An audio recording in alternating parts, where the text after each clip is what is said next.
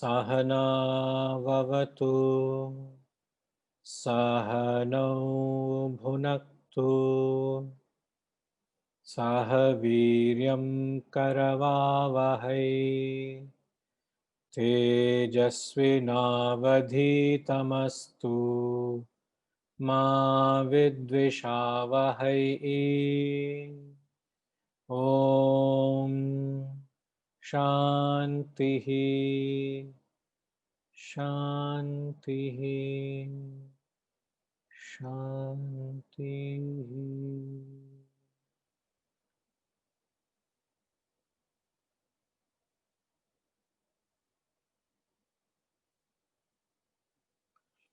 Chapter 6, verses 1 to 10.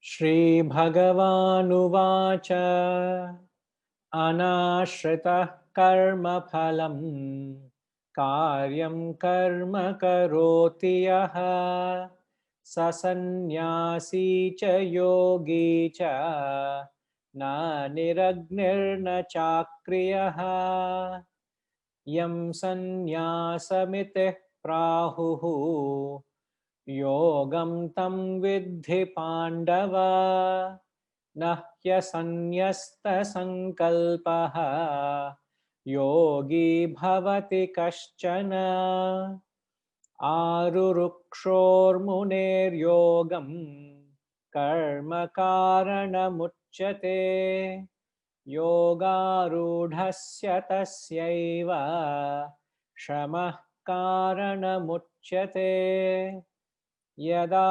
hinendriyartheshu na karmasvanushajjate sarva sankalpa sannyasi yogharudhasya dochyate uddharedatmanatmanam natmanamavasadhayet atmaiva hyatmano bandhuhu atmaiva ripuratmanah bandhuratmatmanastasya yenatmaivatmanajitah anatmanastu shatrutve vartetatmaiva shatruvat jitatmanah prashantasya paramatma samahitah shitoshna sukha dukkheshu tatha manapamanayoho jnana vijnana triptatma kutastho vijitendriyah yukta ityuchyate yogi samaloष्ठाश्मकाञ्चनः सुहृन्मित्रायुदासीनः मध्यस्थेष्वद्वेष्यबन्धुषु साधुष्वपि च पापेषु समबुद्धिर्विशिष्यते योगी युञ्जीत सततम् आत्मानं रहसि स्थितः एकाकीयत चित्तात्मा निराशीरपरिग्रहः.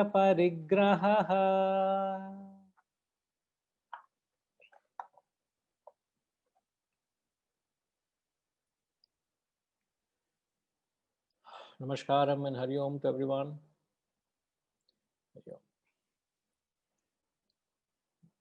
Today we shall embark on the study of the 6th chapter of the Gita.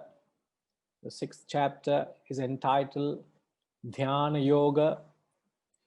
Dhyana is meditation. Yoga refers to the yoga, the union of meditation, the yoga of meditation. The chapter consists of 47 verses. 47 verses has been or can be divided into 6 topics. The first topic, he talks of how a yogi, he calls him an active person, how a yogi rises to a jnani. He calls a jnani as an enlightened person. Verses 1 to 9. Verses 1 to 9 talks of how a yogi rises to a jnani. 10 to 18 gives the external and internal disciplines for meditation. 10 to 18. 19 to 24, he talks about how a controlled mind remains peaceful.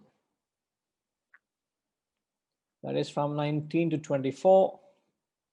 The fourth topic, 25 to 32, how the meditation reveals the self in one and all. Fifth topic, can a restless mind be controlled? That is from 33 to 39. And the last topic, the sixth topic, it talks of how a yogi unites with Brahman, 40 to 47. So you get a general idea, you get a panoramic view, you get an overall perspective as to what we're going to learn in the chapter. So let's start the text with the first verse, please.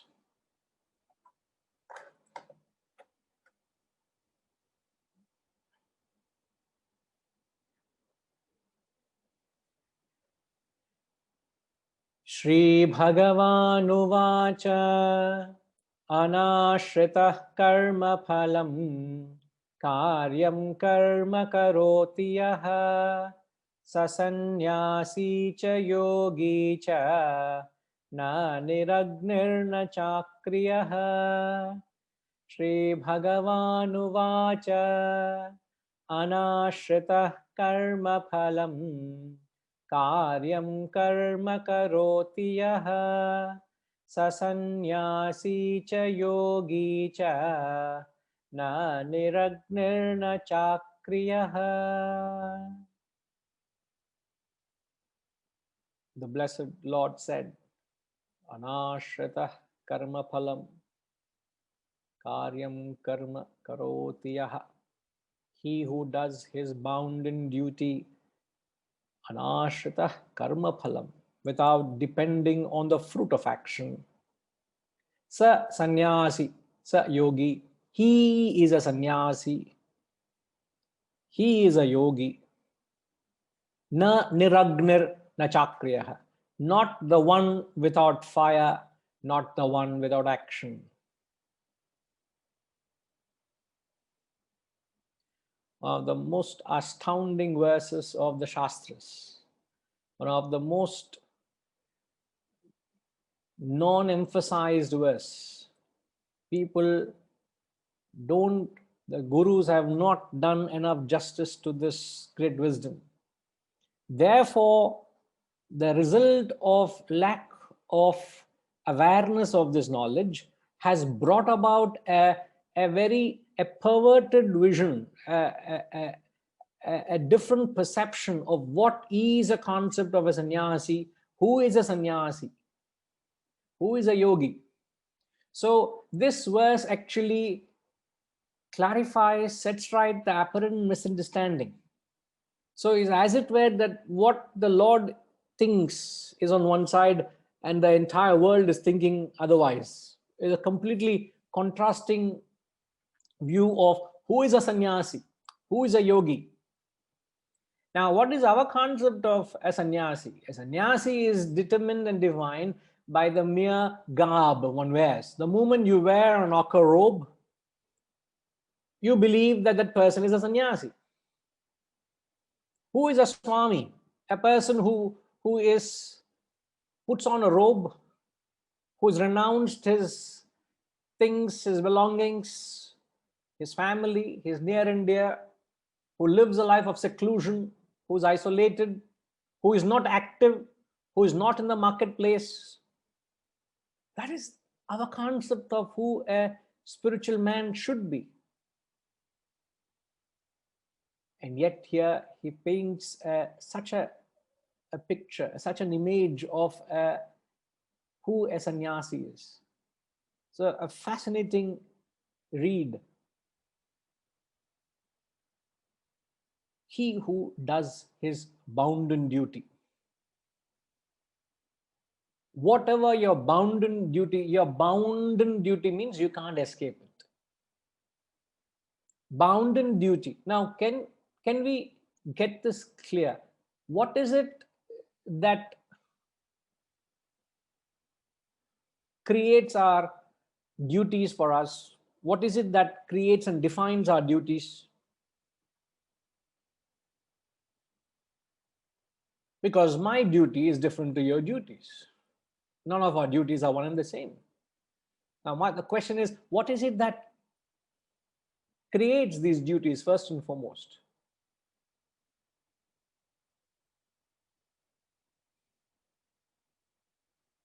Srinivas Garu, what is it that creates the duties, sir?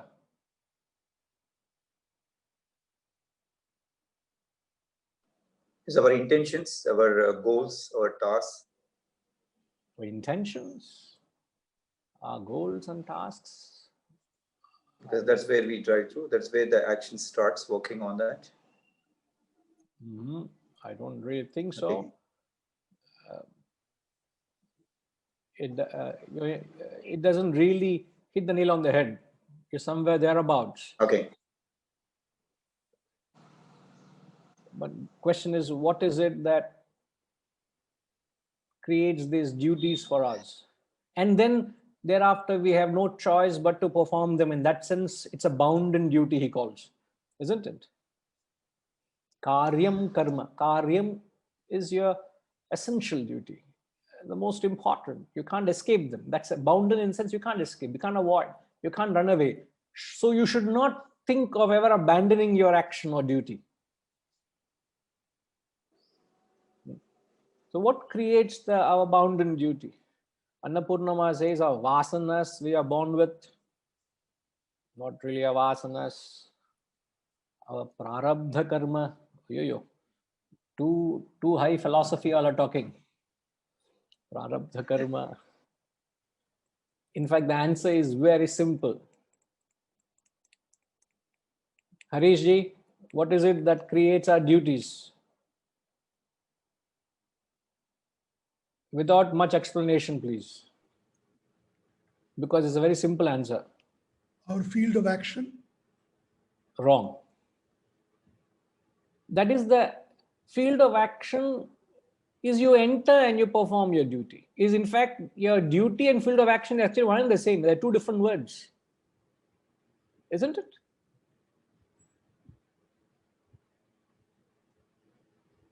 So the question, Setharaman Garu. Our role?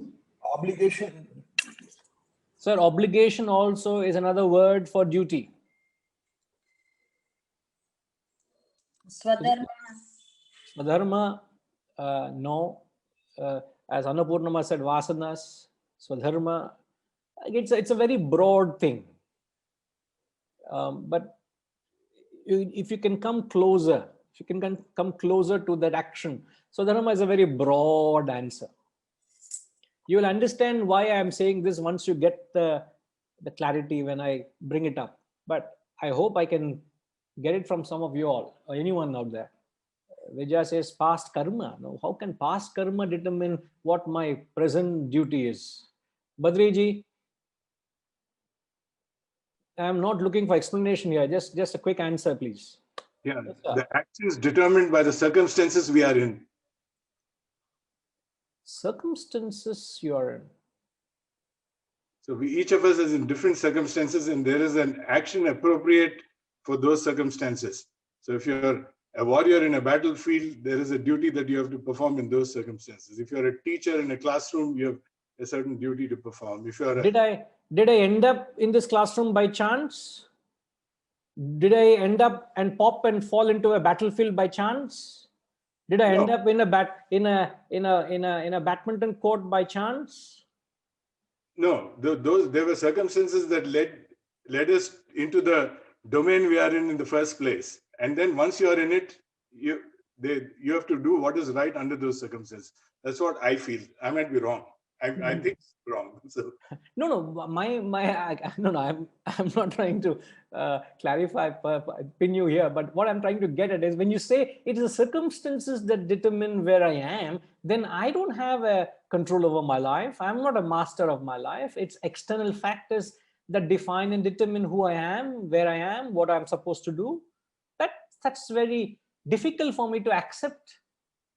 I am where I am, not because of circumstances. I am where I am because... No, because of my actions, my past actions. So no, not really that. I wouldn't, as somebody said past actions, I said no. You are where you are because of... Tinkima wants to say. Yes, please, Tinkima. Is it the intellect which guides us? This is my duty and I have to do it. Action which is guided by the intellect. Tinkima, what is the question? The question is, what determines our bounden duty? So you've said it's not the vasanas field of activity, not prarabdha, not karma, not... So looks like you're going through the process of negation, huh? Yes, neti, neti, neti, neti. It's not our circumstances, not the situation. So then, even if I have chosen a field of activity and because of whatever karma and my choices, everything, now I'm in a situation, and at every moment, what is my bounden duty at this moment will be determined, should be ideally determined by the intellect, not by the mind. Duty is always intellect. Pleasure is mind. Okay. Or we do a duty with a sense of, joy because we are, wanting to walk on the spiritual path, which is another aspect. But I thought, neti, neti, so. No. or is it passion? Passion, not really passion. Passion doesn't determine your duty. In fact, Gayatri Ma has spelt it, Alka ji also has spelt it. In fact, it is the choices you make. You have made a choice. The choice, no doubt, is made by the intellect, but it could be an emotional decision as well. You have made a choice overwhelmed by emotion. The intellect makes the choice, but the mind may have influenced that choice making. It's not a purely intellectual decision. But having made a choice, then you can't escape the consequences of the choices you have made. If one chooses to live a life of family, wants to be in this divine institution of marriage, you want to lead a life of a married man. If you have made the choice, having made the choice, you have no choice thereafter to play and abide by the rules, whatever you're bound by to that marriage. Isn't it? Now, if I have a duty as a father or as a husband, is because of the choice I have made. If I had chosen not to lead a life of a grahastha, then I have no such obligation. I'm not bound by that, isn't it? I have chosen that I will come and teach this knowledge every Sunday the Gita is taught. I've made a choice. I can choose not to for reasons to justify and satisfy myself and perhaps to convince you all for reasons why I cannot. But having made the choice, I'm bound by that. So your duties are determined and defined by the choices of your own actions. So it is not external factors that determine and define your duty, but your own choices. Am I right in saying that, Badriji? Sorry, could you unmute yourself, sir? Yeah, I get it. It's that where I went wrong was I didn't properly identify how our circumstances are created. Our circumstances are created by our choices, and once the choices create the circumstances, then you do what is required under the circumstances. Absolutely. Thereafter, you have no choice. Yeah. Having entered that field. But what gets you into that field is the choice you have made, isn't it? Right. Then I have no choice. So bounden duty is where you should do what is expected of you at that moment. Right. Now, and just to enhance that so-called diluted concept, we have the concept of duty is so diluted, so it has actually lost its charm. We don't understand the beauty and grandeur of what is a duty. Now, before I start explaining, I want to hear from you. What is the true beauty and grandeur of acting on duties? I repeat the question. What is the beauty and grandeur of performing actions on one's duties? It's truly a very grand action.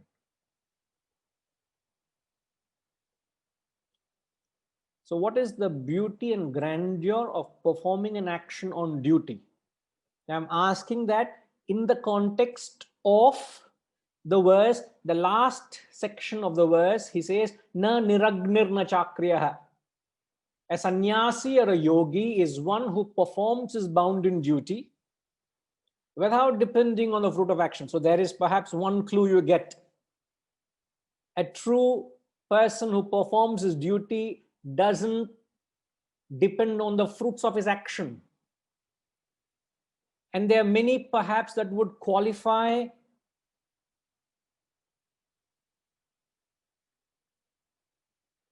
an action which is performed on duty. And then you know how true you are to the performance of your duties. Are you really performing? Just because you are in the field of operation, you can't justify and say, I'm doing my duty. Because a true duty has to be performed. There are few checkpoints. What are the things that qualify and enrich you to performing your duty? You can be a manager, you can be a managing director, you can be a clerk, you can be a sportsman, you can be an ordinary citizen, you can be a member of a society. The other day, somebody was telling me that their apartment was going through a lot of leakages, seepages. And obviously, if something is seeping into my apartment, is because of the problem in the floor above.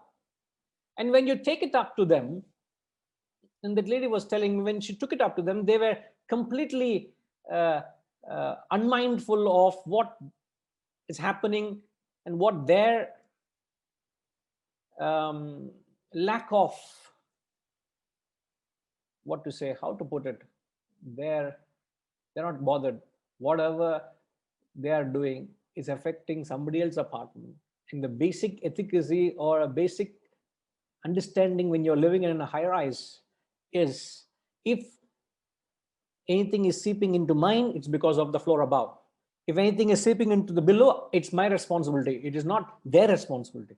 It's my responsibility. I can't throw my garbage into the other's house and say, I don't care. Whenever I flush, the garbage is going down into the lower floor is seeping. So it's something problem with me. So it becomes my bounden duty to do whatever is required to ensure I play by the rules of being a member in that apartment or in that block or community, isn't it? Simple common sense. And that lady, when she told me, and she had a grand heart, a bigger heart, to say, never mind, I need to get things done because I'm going through that problem. So she went out of the way to ensure that the job will be done, whether they support or not. So she did whatever her duty was, rightfully so, because it has to be done. So, I just want to come back to the question. What are the factors that bring in dignity and grandeur to the performance of one's duties? Any inputs?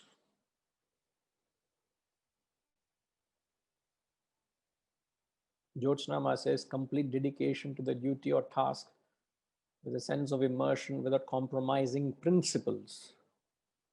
Very true. You perform your action without total dedication. Rajima says one is obligated to perform the act. Yes, you are doing what you're obliged to do. Sureshji says act tirelessly, being detached to the fruits of action. That's why the verse says without depending on the fruits of action. It is one of the most difficult thing to do. One of the most difficult things to do is to take out the fruit out of the equation of an action and still perform the action. I don't know whether that concept resonates with you and inspires you. You take the fruit out of the equation of an action and perform action. And such actions are selfless actions. Otherwise, there's some motive, some desire, some hidden intention, some objective you have in mind. I want to gain something out of it. But when something is done just for the sake of doing, you take and when you do that, what happens? When you take the fruit out of the equation of an action and perform, what happens? Yes, Badriji, what happens when you take the fruit out of the equation and perform action? It's a matter of focus. Then you remain focused on the task rather than on the outcomes. Therefore, the quality of the task that you perform becomes better. So it's a question of concentrated focus on the task. Your action becomes more focused. Yes. What else happens when you discount a fruit from the equation, perform your action? Rajima says you don't become anxious. Yes, there's no fruit, so there's no anxiety. What else happens? Clarity on the objectives of the task rather than on personal objectives. Every task has an objective. For instance, your task is to convey this wisdom to us. So if you're focused on that, then we will receive better, is what I'm trying to say. I don't know, sir. Now you must tell me, am I being focused or not? Yes, you are. I don't know. I'm just giving that as an example. Yeah. No, I very much get it. Yes. So when you do that, Yeah. Vijaya says the actions becomes pure. Yeah, very true. What else happens? Srinivas Garu, what happens when you discount the fruit and get into the action? So the energy and enthusiasm goes up. Enthusiasm goes up, energy goes up. How does it go up? Because we have been, as Patriji was saying, that we are really focused, dedicated, we are totally detached with outcomes. Sir, what did you say? Since we totally detached with outcomes, so our focus, energy, enthusiasm is only on a specific goal where we have been looking forward. Isn't the goal also a fruit? Isn't goal another name for fruit or outcome of the action? Goal could be a task also. It could be, outcome can be anything out of it. We have an one target. So we need to work Isn't towards that a fruit? My question is, isn't goal a fruit? I'm just trying to be a devil's advocate. I'm trying to get the subtlety, what the verse is trying to say. Yes, goal is a fruit. Goal is also a fruit. Fruit, yes. And then yet we are saying that discount the fruit, get into the action. So what there are two things here, isn't it? One is you need a goal to give a sense of direction to one's action, isn't it? A Right. goal gives a direction. Otherwise, it's like a spineless action.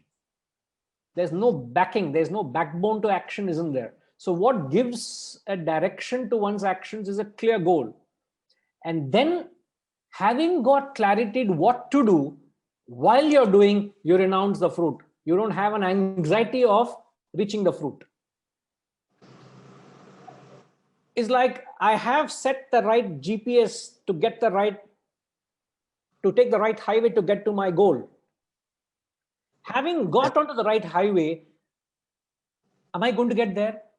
Am I there? Am I there? There is no anxiety. How long is it going to get there? Can we get there quickly? There is no worrying and anxiety. That aspect is missing when you're in the action. Isn't it? I think even because the moment we detach with the outcomes, the fear of failure doesn't come in the mind. Yes. The moment the fear of failure is not coming, because it's continuously percolating action. Every moment we put step, what will be the outcome? What could be the society? What could be the personal loss? So the moment fear of failure is being detached, I think the energy enthusiasm, that's what I mean to say, it shows up. Yes. In fact, one of the biggest takeaways, one of the biggest benefits of performing action, performing your duty, renouncing the fruit, is you will find joy and satisfaction in the performance of action. Now, sadly, very sad, the whole mindset is everybody associates joy, satisfaction only in the fruits. Nobody associates the joy, satisfaction, and the exuberance and the real benefit is the action, not in the fruit. Since you are not trained to think that way, you think the journey is inconsequential. What is consequential is the outcome.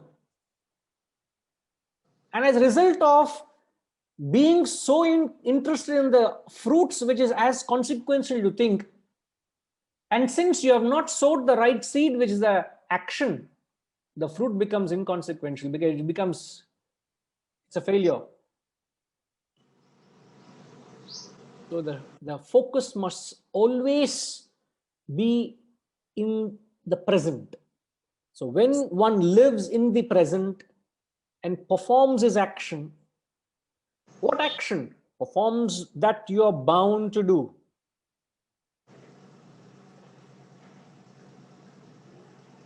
Renouncing the fruit with a spirit of detachment. So what brings glory and grandeur to performing an action of one's duty is that spirit of detachment. You're 100% objective to the action. You will not allow the process to affect you. You remain perfectly unaffected. Now ask yourself how detached you are in the performance of your duty as your spouse, as a husband, as a child, as a householder, as a manager, as a member of the team, wherever, whatever role you are playing. How detached are you? How detached? So people use duty only to justify their own. Gayatri Ma, what is the word? People are using the word duty so loosely and they're only justifying their own. Their desires and fruits of actions, what they wanted from it. Their own attachments. They are justifying their own attachments. A mother would say, I have a duty towards my family. I'm just doing my duty. A mother is extremely attached to the duty. A father goes to work because he says, I have a duty, I have to go and perform. But he's so attached to his business, he can't be away from it. So he's so attached to it. I'm doing my duty. Everybody uses the word duty, but it is so adulterated. It has lost its charm. Now, correct Ma, Rajima, we are far from it. We are far from just doing what our duties are. Just our duties. Just to perform your duties without any axe to grind. Without having any motives. Why? In fact, Ramatirtha says he can't understand, why do you fellows have motives, man? Why do you people have motives to anything that you do? And the same story goes to us also. We also can't understand how not to have motives. Isn't it? They can't understand how we are functioning with motive. We can't understand how to function without motive. But it is one of the most difficult things to do is not to have a motive. And since you are so pure and you don't have a motive, people can't understand. So people always attribute a motive because they do not know what it is to have or act without a motive. So when you do something, they think you are doing for an agenda. You don't have anything in mind. You don't have any axe to grind, but it is so difficult to be understood. You will often only be misunderstood. Very difficult to understand a motiveless action. Motiveless action is nothing but selfless action. That's about all. You may understand unselfish and selfish, but selfless actions are very difficult to understand, relate. And where can you practice selfless action? Right where your duties are. Where your duty takes you to do, you do so because I have to do it. There is no intention, there is nothing else that draws you. There is no attachment, there is no binding, there is no selfishness.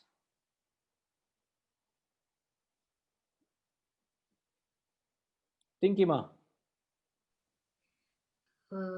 So I had actually written a question on the chat. Yes, that if I have chosen to understand the scriptures, then then I would want to attend the discourse.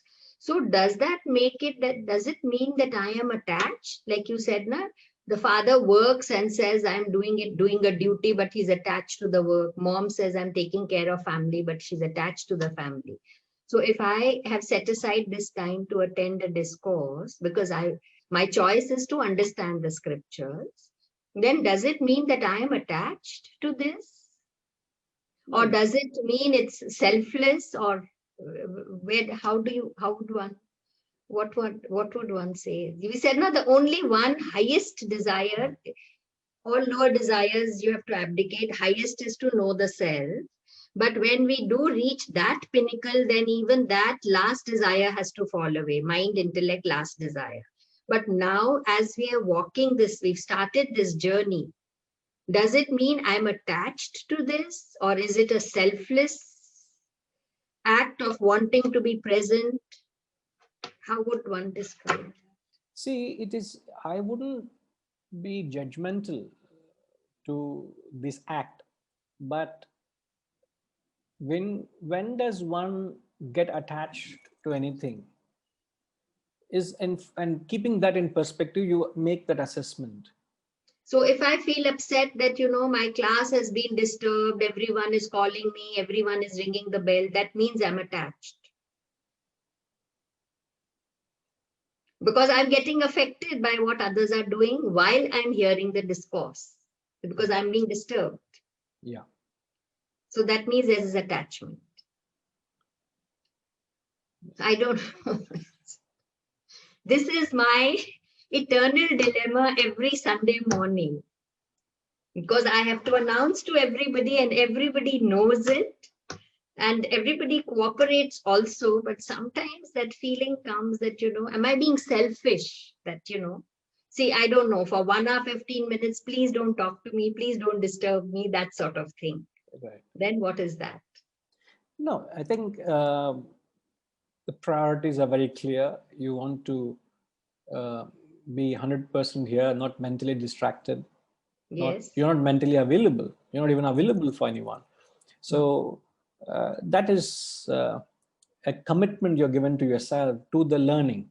And I don't think it can be categorized as anything selfish. In fact, one needs to be selfish in that sense for one's spiritual evolution. Not selfish in the selfish sense, but wanting to spiritually evolve, wanting to invest time for your own transformation, to devote yourself for your own growth. It's not being selfish, So when you're doing for yourself, in actual fact, you're doing only for the sake of others, because the transformed individual only impacts the society at large.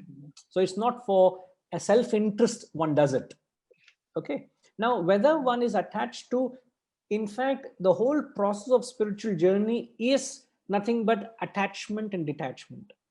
You can only be detached from the lower only when you get attached to the higher. Have we not learned that? Yes, So that's it is invariably that one gets attached to this knowledge. One gets enamored, one gets fascinated, one gets so charmed by this wisdom, by these higher values, by these scriptures. So you are so fascinated with it. So it is nothing but an attachment.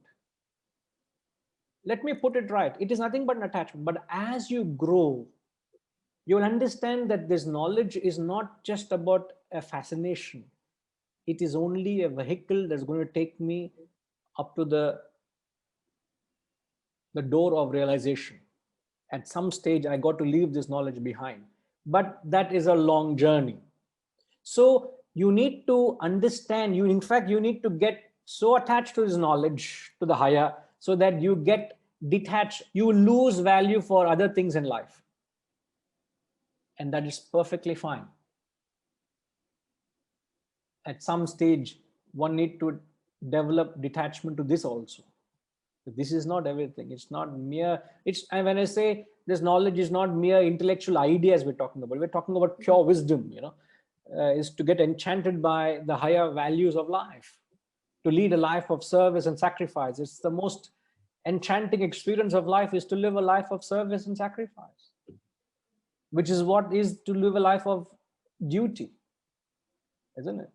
In fact, I would say when you perform your duty, your action is one notch higher service and sacrifice.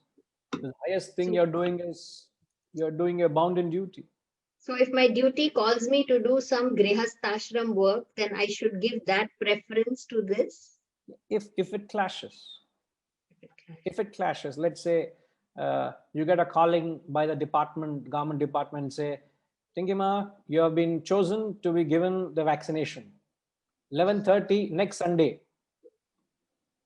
Would you say, I'm sorry, I'm attending Gita class, I will not come for the vaccination? Would you say that? No. Which is a priority, attending Gita class or going for the vaccination?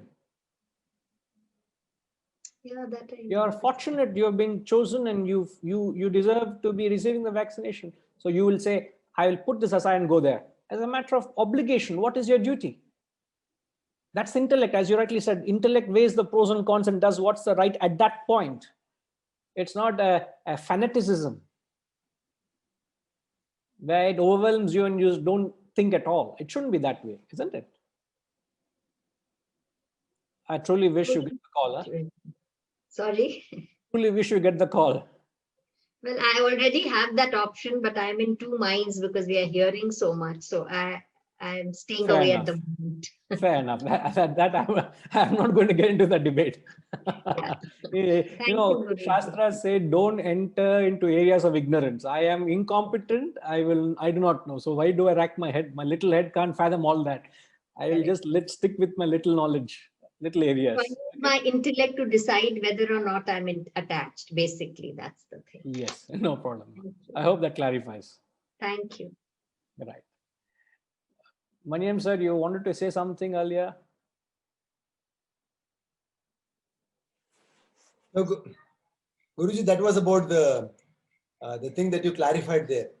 That performing one's duty, one gets the joy, the very joy of doing that duty. That very joy should be the motivating factor, which would not create further desires, which would not create further vasanas. All the things that happen when we do something for the sake of the goal and all, it again creates attachments. It goes into the cycle continues. So I was about to say that, but then you clarified that. All right. Great minds think alike, Ji. No. Great minds follow leaders. No. Wonderful, wonderful. Harishji, you want to say something?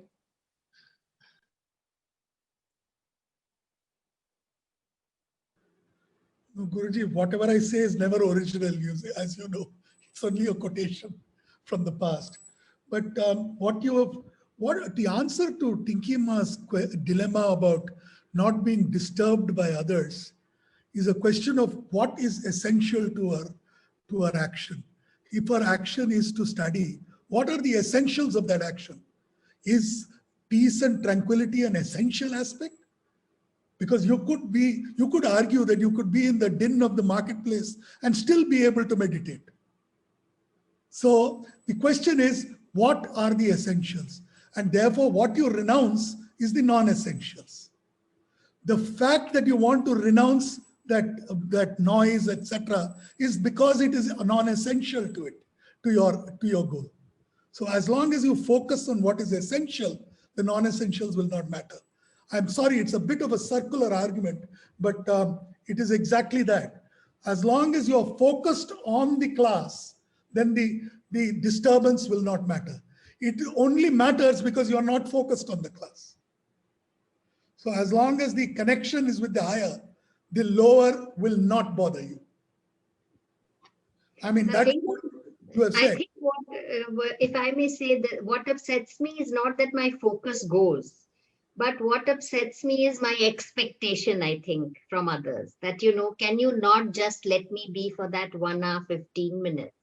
So if I don't have that expectation, probably, but my focus does not go. That is, I'm very clear The about. very fact of that expectation brings in a motive and a selfishness. That's why my dilemma. That is what is the non-essential. Yes. Again. So we have to And say by that. definition, what Guruji also said earlier, when he talked about the elements of action, is that the moment you talk of the ideal action, there are two aspects. The one aspect which is relevant here is that you avoid dissipation. So you don't dissipate your energies in trying to sort out all these issues, sort out all these desires, right? And you conserve that energy and instead use that energy to generate further energy. That's what they said. I'm sorry. Yeah. I mean, I'm just quoting. Thank you. Maybe out of context, but just quoting with the license to do so. You have the license of being a host, Chi, so that I can't take it away from you. No, absolutely right. Very aptly said in the right context, Chi. So very well fits in. Jyotsnama, you were saying, I think listening to scriptures is not a duty. It's a choice or a motive to evolve. Jyotsnama, are you there? Yes, Guruji, I'm here. Right. I also had an earlier thought, because we kind of seem to have concluded that duty is a choice. But when you're born into a family, you're a child. So you have a duty, natural duty towards your parents. Yeah. So that's a duty, we have to perform. So I thought, like, not every duty is a choice. Duties have two components, I feel. Some duties come on you naturally and some are by choice. Like here, scriptural study is not a dictum. It's a choice to evolve, and it's a natural evolution that each of us wants to strive for something higher. So that's why we are drawn to spiritual journey. And duties are either social expectations, which we unknowingly or knowingly get into, but how full-heartedly we perform them is what would make it less burdensome. Because we've been used the term of bound in duty. So the moment the word of binding comes, or somebody's bound, it somehow gets the feeling of shackles. So anything that we can perform without feeling constricted, restricted, that's what I feel is duty. So I feel there should be a division between two kinds of duties: natural duty and a duty of choice. I think a very pertinent point you made. For example, you're born into a situation where you like, as a child, you have an obligation, or you're bound, you have a certain natural duty that sets into you, but and also, in fact, as you said, I'm reminded what the Gita says: the only purpose a human being is born is to realize yourself. That is the only duty a human being has. How many of us in this classroom even are mindful of that duty to realize yourself? Every other duty is your own creation. Your only duty is to get rid of your dharmas. We quoted the Gita 18 chapter 66th verse last week. Sarva dharman parityajya mamekam sharanam vraja. So your only duty is to realize yourself. So are we not? It's not a choice. it's a human evolution, and only an evolved human being will be able to remind himself of the duties to realize myself. So when I keep that primary duty, every other duty is of inconsequentials. You know, when you uproot a tree and when you look at the roots, there is the main primary root. It's like a carrot, and from the primary root you have subsidiary, secondary, and other subsidiary roots that cling out, that come out. So the whole tree stands not just because of the primary root, but also subsidiary roots, but everything comes from the primary root. So the primary root, I'm drawing a parallel, is the primary objective of a human being is to spiritually evolve, is to realize yourself. Clearly the Shastras say that. So whether one is aware of that, whether one is reminded of that, whether one makes a choice to satisfy that obligation. In fact, there's a verse in the Upanishad which says, Iha cheta vedi data satyamasti. Nacheti ha vedin mahati vinashti. Bhuteshu bhuteshu vichitya dhiraha pretyasmad lokad amruta bhavanti. So the verse which says, Iha cheta vedi data satyamasti. Iha, here, if you fulfill your life, the purpose, you have led a life of satyamasti. Nacheti ha vedin mahati vinashti. If you have not fulfilled that very purpose for which you're born, yet you could have achieved everything else in life, that purpose is not fulfilled. Mahati vinashti. It's a supremely great loss. The Upanishads say, the Shastras say, throughout it is said that. So the whole objective is to arise that inner awareness to that primary objective. But when you do that, it's not that you neglect other duties and responsibilities, but you should not abandon the primary obligation in the name of other duties and responsibilities, isn't it?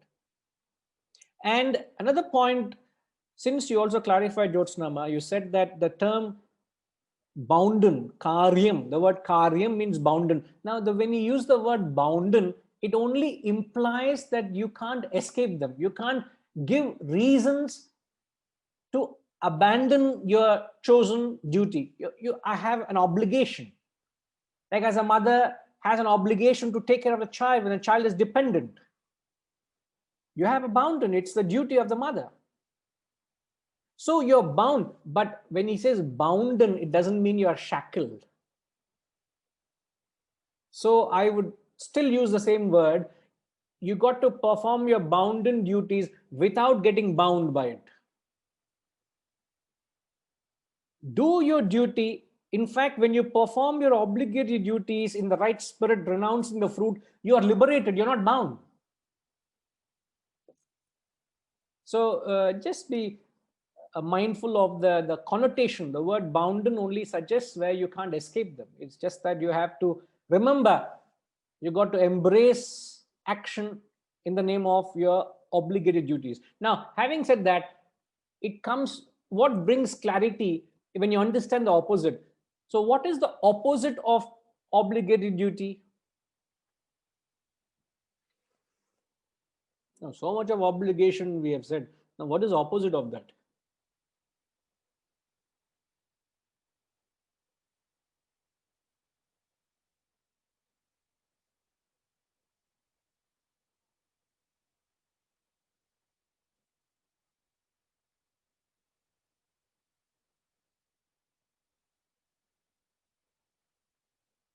Looks like Jyotsnama is still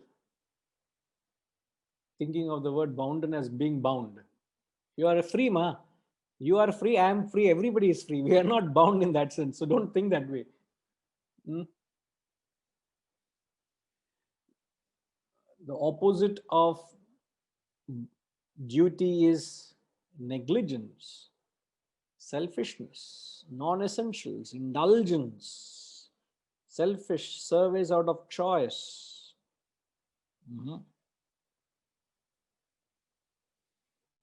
Selfish or self-centered.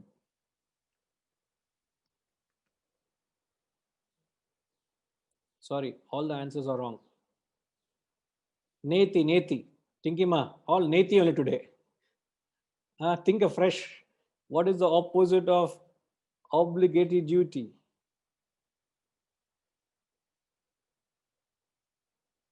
Freedom. Illa sir, I know why. I don't know. Hope. Just because the text uses boundary, நீங்க freedom சொல்றீங்களா?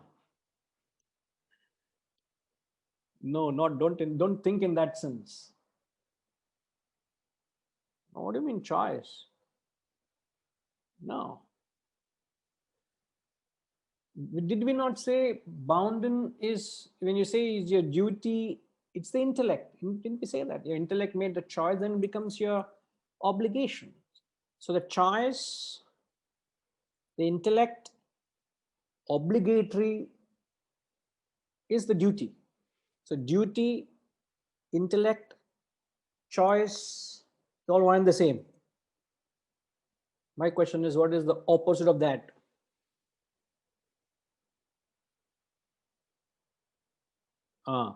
Vijay, can you expand? What do you mean by duties with expectation? The closest, what we're looking at. Expecting the fruits of the actions. Now, what is it that expects the fruits? Our mind.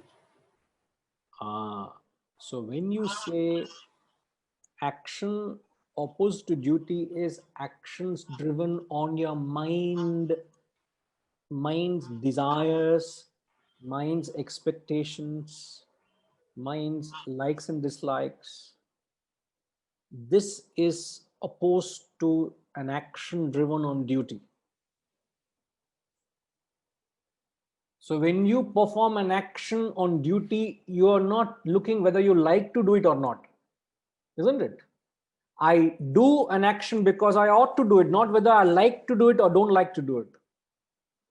So opposed to an action which is duty is where you operate on the mind, which you act on your likes and dislikes, raga dvesha.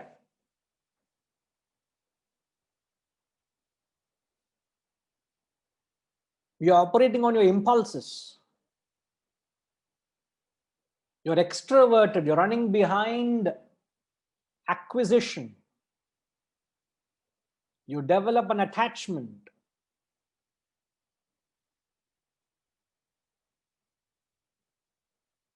And another opposite of acting on duty is no action at all. Inaction. Now, once you understand this, once you have captured this, you read the verse. The last section, Hariji, can we have the translation again, please? Is it possible?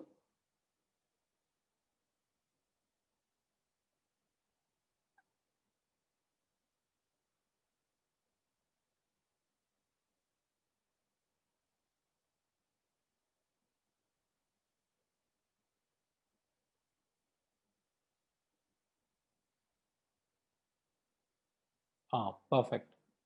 So, can you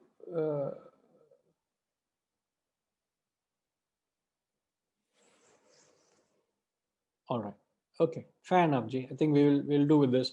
Now, if you read the last section of the verse, he says a sannyasi or a yogi is one, not the one without fire and not the one without action.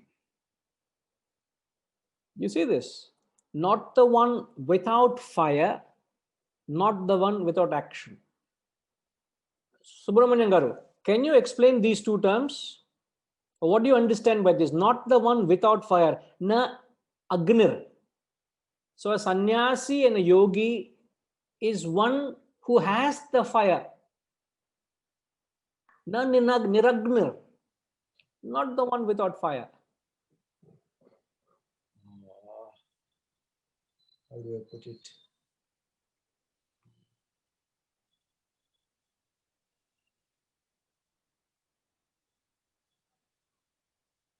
It's beautiful, I tell you.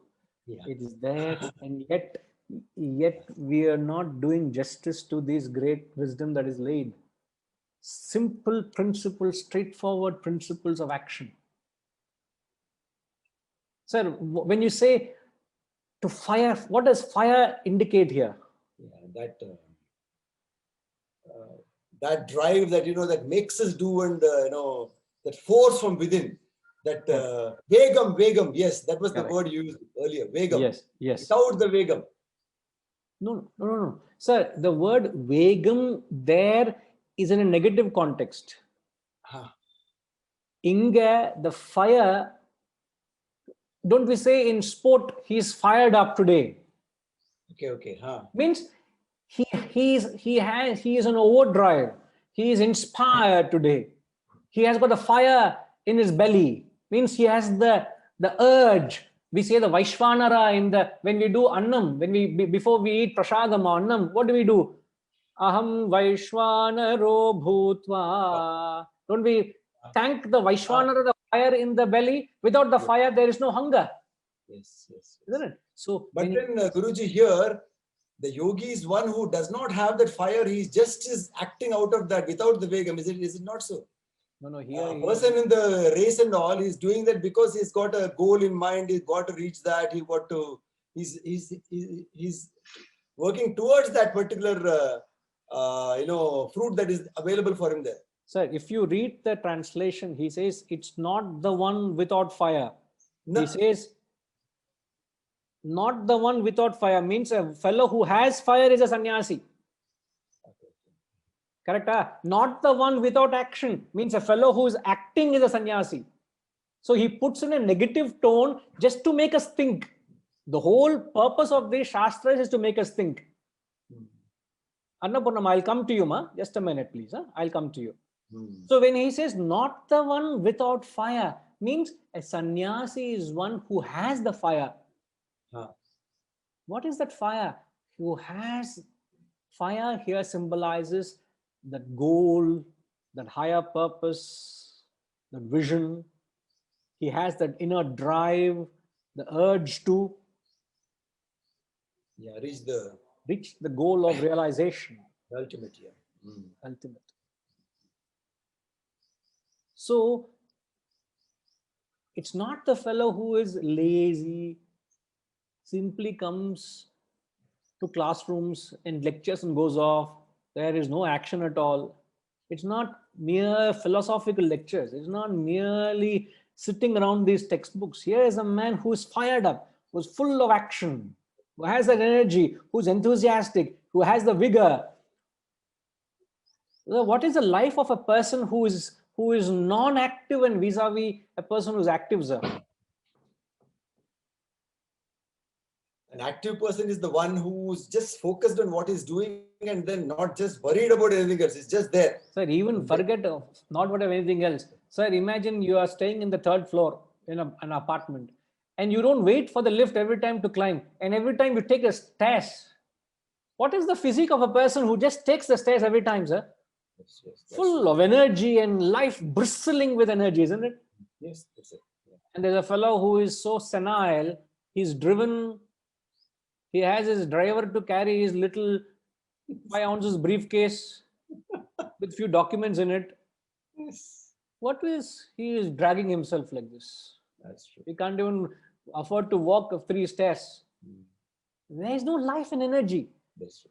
So you must understand the Lord here, Sri Bhagavan Vacha, the blessed Lord is trying to change the mindset of what it is to be a sannyasi or a yogi. A sannyasi or a yogi is one who is fired up for an unselfish cause or a goal or a purpose in life.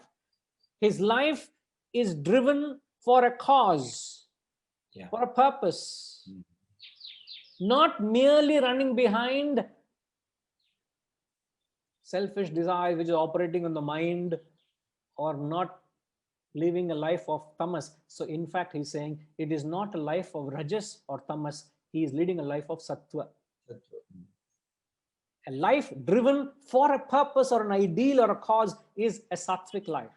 One who leads a life just to run behind the insatiable desires and selfish ends is life of rajas. This is the demarcation we got to understand, the 3 types of action.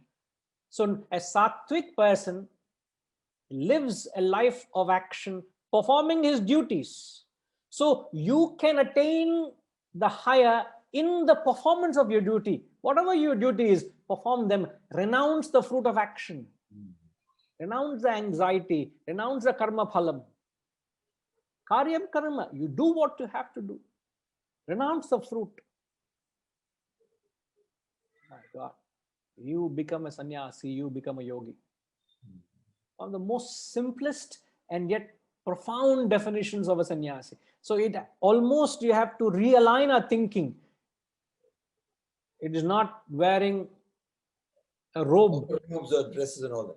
That is not, imagine the authority of the Gita doesn't give that concept of a robe. In fact, Guruji, the very color of the robe is an indication that you breathe a fire. The color of the robe is the fire robe. We renounce the meaning of it and just have the robe on. It's not a mere external robe. Yeah.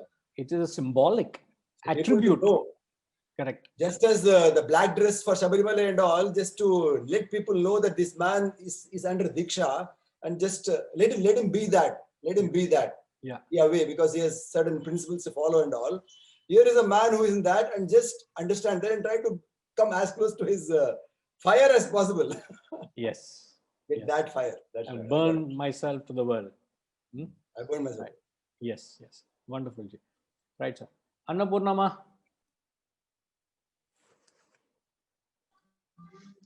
You just now beautifully explained it, Guruji. I was going to say that two negatives in the statement makes it a positive one, that the yogi or a sannyasi is very much the one who very much has a desire to perform duties, but without a mind on the fruits, Guruji. That's all. Nice. No, he doesn't entertain any desires. He tries to act as much as possible what he's obliged to do. See, a simple thing like, I'm constantly sharing this knowledge. Do you mean to say I'm entertaining a desire every time to talk?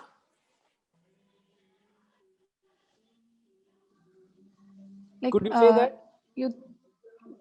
You have a passion, or you think it's your duty to do that?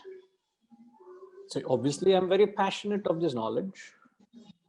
I'm serving this knowledge. But am I entertaining a desire every time I give out this knowledge? Or am I May doing not it because be. it's a duty?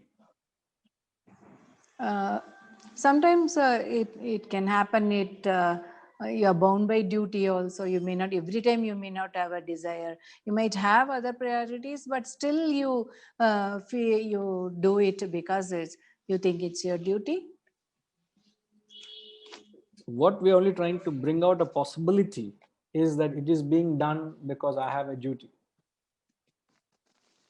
Otherwise, if I am entertaining a desire to speak, it is only going to cause a lot of mental consequences as far as I'm concerned.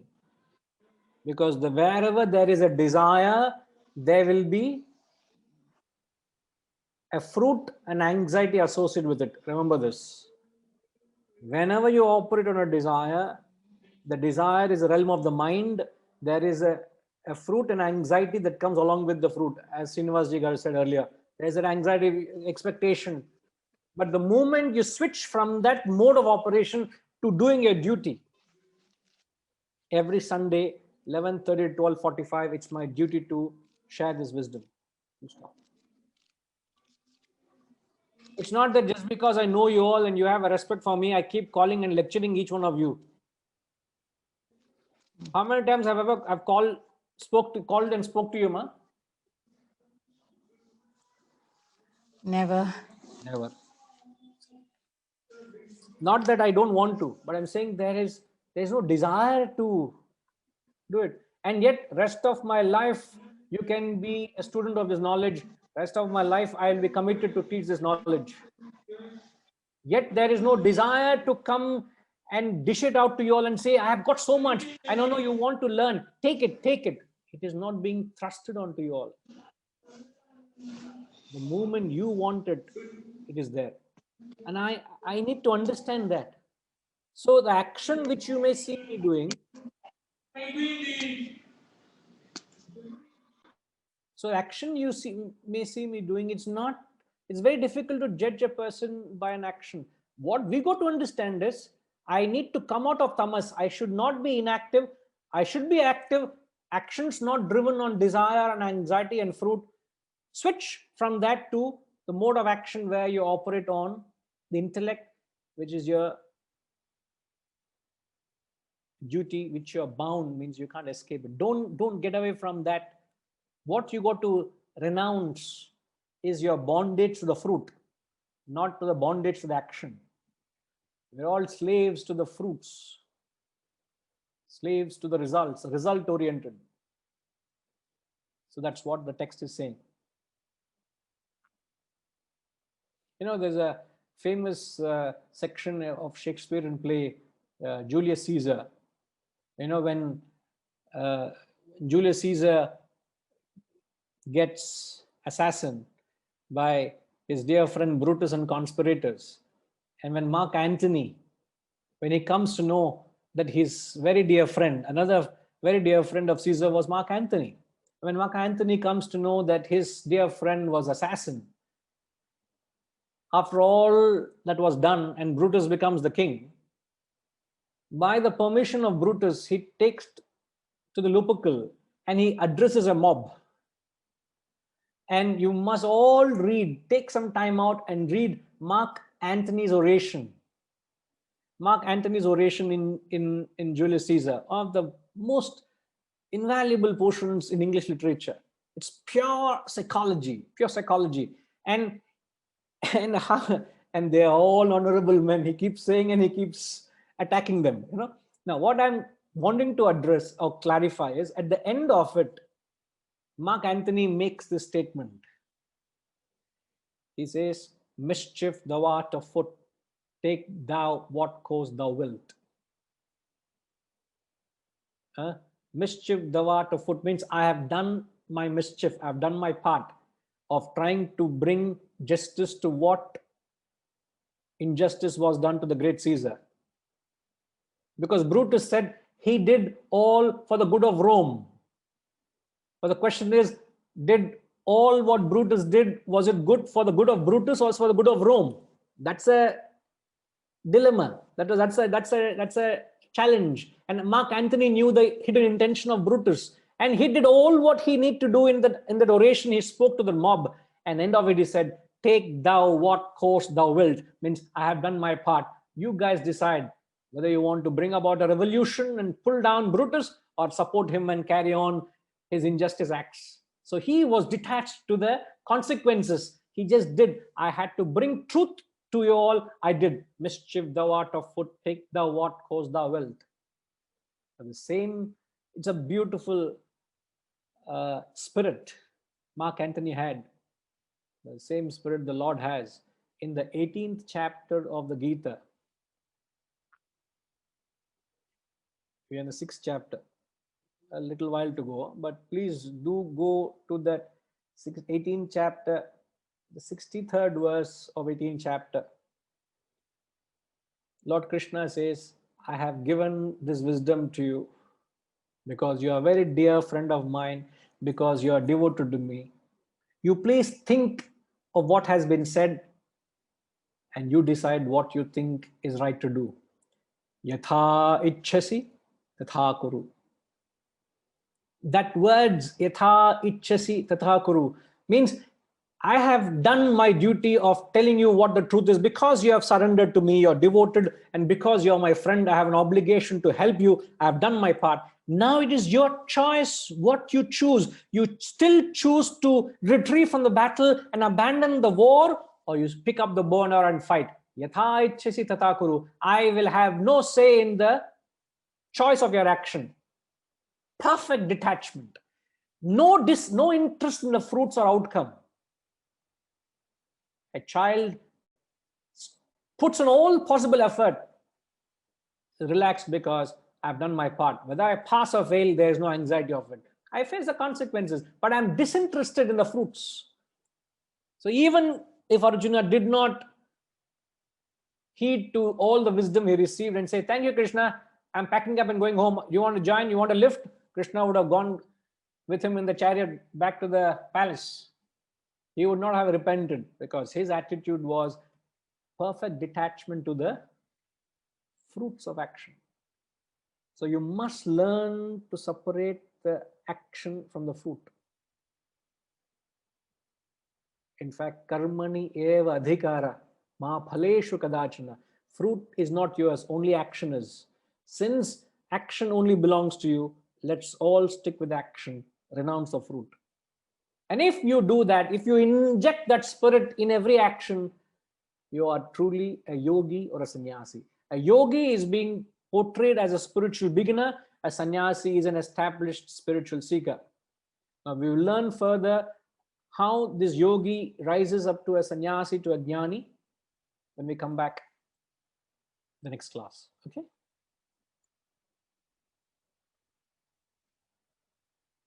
Om